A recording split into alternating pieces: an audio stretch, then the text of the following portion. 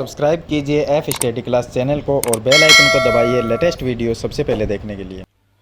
Hello students, आज इस video में हम प्रश्नावली 12.2 का प्रश्न नंबर 4 हल करेंगे। पीछे वाली वीडियो में मैंने आपको प्रश्न नंबर 3 का हल बता दिया था। अगर वो वीडियो देखनी है तो इस वीडियो के डिस्क्रिप्शन में आपको प्लेलिस्ट का लिंक मिलेगा, उस पर क्लिक करके आप पीछे वाली वीडियो देख सकते हैं। तो प्रश्न नंबर 4 को हल करते हैं। तो इसमें दिया गया है कि एक त्रिभुज और एक समांतर चतुर्भुज, दो चीजें हैं हमारे पास में, एक त्रिभुज है और दूसरा समांतर चतुर्भुज है, का एक ही आधार है, दोनों एक ही आधार के ऊपर बने हुए हैं और क्षेत्रफल भी एक ही। अगर दोनों का क्षेत्रफल निकालेंगे तो दोनों का क्षेत्रफल भी बराबर आएगा। तो एक का क्षेत्रफल निकालेंगे वही दूसरे का क्षेत्रफल होगा। यदि त्रिभुज की भुजाएं 26 सेमी, 28 सेमी और 30 सेंटीमीटर है तथा समांतर चतुर्भुज 28 सेमी के आधार पर स्थित है तो उनकी ऊंचाई ज्ञात कीजिए। यहां पर हमें ऊंचाई ज्ञात करनी है। अब इसने प्रश्न में लिखा है कि दोनों एक ही आधार है, मतलब दोनों का आधार एक है और दोनों का क्षेत्रफल भी एक है। तो यहां पर देखिए, ये हो गया ए बी सी डी, ये तो एक समांतर चतुर्भुज है और इसी के अंदर मैंने त्रिभुज बना दिया, ये ए ई बी, ये मैंने त्रिभुज बना दिया। अब दोनों का जो ए बी आधार है वो दोनों का एक ही है, क्योंकि इसी आधार के ऊपर समांतर चतुर्भुज है और इसी आधार के ऊपर ये त्रिभुज बना हुआ है। तो दोनों का जो आधार है वो एक ही है और आधार इसका 28 सेंटीमीटर का है। त्रिभुज है, इसकी एक भुजा तो ये ए बी, ये हो गई, ये आधार भी है और ये त्रिभुज की भुजा भी है, तो 28 सेमी हो गई। दूसरी भुजा 26 सेमी है और तीसरी भुजा 30 सेंटीमीटर है। मतलब कि त्रिभुज की तीनों भुजाएं दी गई है। तो इस त्रिभुज का हम क्षेत्रफल निकाल सकते हैं हीरोन के सूत्र से, क्योंकि तीनों भुजाएं इसमें दी गई है।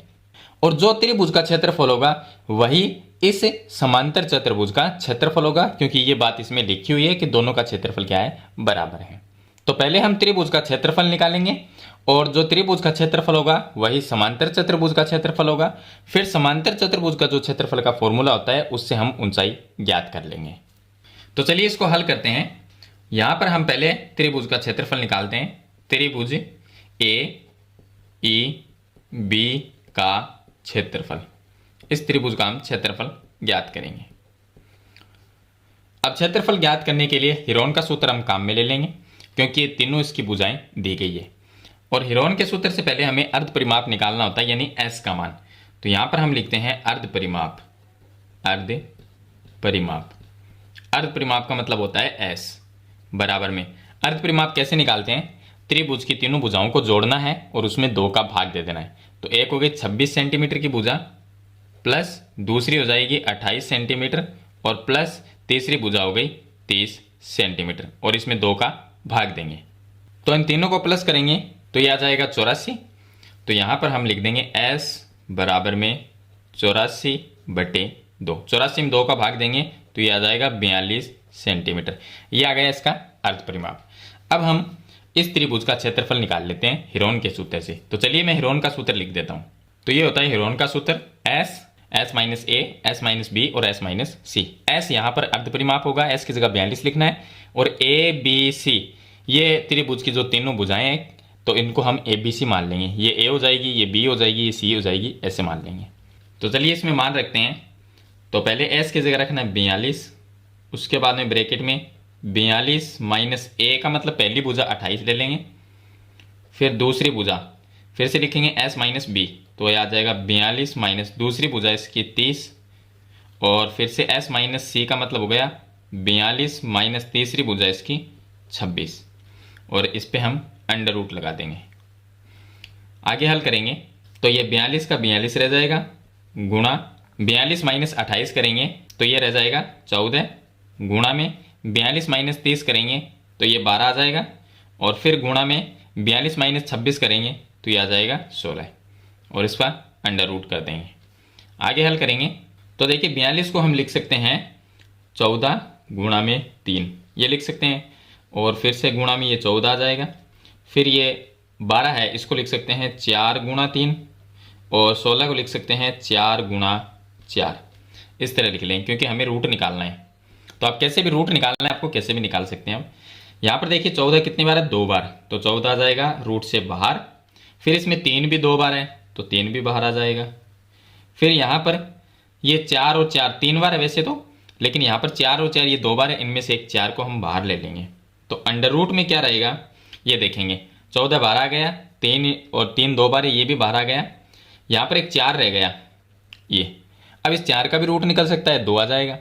तो यहाँ पर हम लिख देंगे 14 गुणा में 3 गुणा में 4 गुणा में 2, और इनको गुणा करेंगे तो ये आ जाएगा 336 सेंटीमीटर स्क्वायर। ये आ जाएगा इस त्रिभुज का क्षेत्रफल। अब इसने प्रश्न में ये लिखा था कि जो त्रिभुज है इसका क्षेत्रफल और समांतर चतुर्भुज का क्षेत्रफल दोनों का बराबर है। तो ये जो त्रिभुज का क्षेत्रफल है 336 सेंटीमीटर स्क्वायर, ये क्षेत्रफल इस समांतर चतुर्भुज का भी होगा। तो हम लिख देंगे त्रिभुज AEB का क्षेत्रफल बराबर होगा समांतर चतुर्भुज का क्षेत्रफल, दोनों का क्षेत्रफल बराबर होगा। तो समांतर चतुर्भुज का जो क्षेत्रफल का फॉर्मूला है वो हम काम में लेके और उसकी ऊंचाई ज्ञात कर लेंगे। तो यहाँ पर हम समांतर चतुर्भुज का अगर क्षेत्रफल का फॉर्मूला लगाते हैं तो वो आ जाएगा आधार गुणा ऊंचाई। तो यहाँ पर हम लिख देंगे समांतर चतुर्भुज का क्षेत्रफल बराबर आधार गुणा ऊंचाई, ये आ जाएगा। हमें क्या निकालना है, हमें निकालनी इसकी ऊंचाई, इसकी ऊंचाई निकालनी है।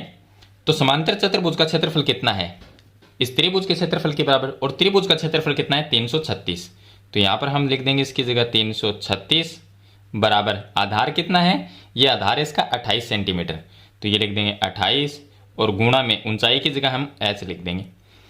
अब ये 28 गुणा में है तो ये आ जाएगा भाग में। तो ये आ गया 336 बट्टे आ जाएगा 28 और बराबर में रह जाएगा h। अब 336 में अगर 2 का भाग देंगे तो ये आ जाएगा 1, फिर आ जाएगा 6, फिर आ जाएगा 8, और इसमें देंगे 2 का भाग तो ये आ जाएगा 14। फिर इसमें भाग आप दे सकते हैं, इसमें 2 का देंगे तो 7 आ जाएगा, और इसमें 2 का भाग देंगे तो 8 और 4 84 आ जाएगा। 7 का भाग 84 में 12 बार जाता है। तो यहाँ पर हम लिख देंगे कि यह आ जाएगा 12 बराबर में h, या h बराबर 12 सेंटीमीटर। यह आ जाएगी इसकी संगत ऊंचाई जो इस प्रश्न में हमें निकालनी है। तो इस तरह से आपको प्रश्न नंबर जो 4 है उसको हल करना है। मेरे ख्याल से आप पूरा हल इसका समझ गए होंगे।